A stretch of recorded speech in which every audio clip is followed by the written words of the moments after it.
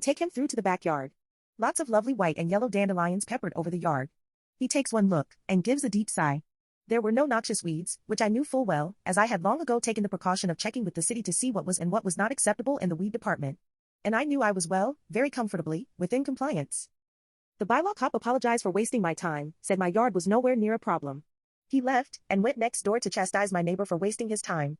I stood at my front door and listened. It was glorious listening to Bob sputtering and angry, trying to defend himself and vilify me, all to no avail.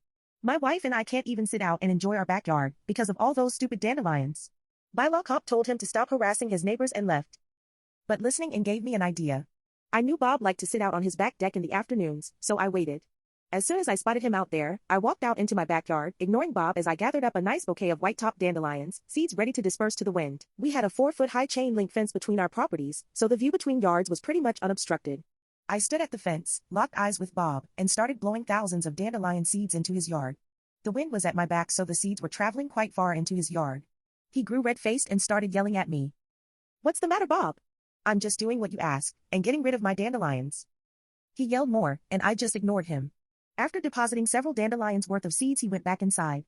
From that day forward, for the next several weeks, every single time I saw him out on his deck, I'd go out and send more dandelion seeds into his yard.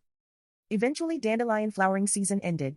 I wanted to think that Bob learned a lesson about bullying. But he didn't. I'll post some of his other bullying attempts at some other time. The only thing more fragile than a precious snowflake is a delicate dandelion. Neighbor got exactly what he deserved. I have a neighbor like this that takes great care of his yard and glares at the dandelions in my yard. My wife and I like our flower weeds. He never says anything, just glares. I'm enjoying the visuals I'm getting from your last few paragraphs. I don't know if you're a man or a woman, and it doesn't really matter. I'm picturing a young woman in a sundress that is fluttering in the wind blowing on her back. She gracefully reaches down to grab 2 handfuls of dandelions and brings them to her smiling face, her head slightly leaned back to enjoy some mild warmth from the sun.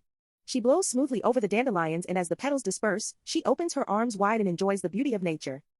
Meanwhile, Mr. Grumpy Pants watches from the next lot, face burning as red as the lovely cardinals flying by, and grabs his chest. He stumbles to his knee from the infarction he's experiencing, and we realize that death is a part of nature, too. Thank you, Mr. Grumpy Pants, for reminding us.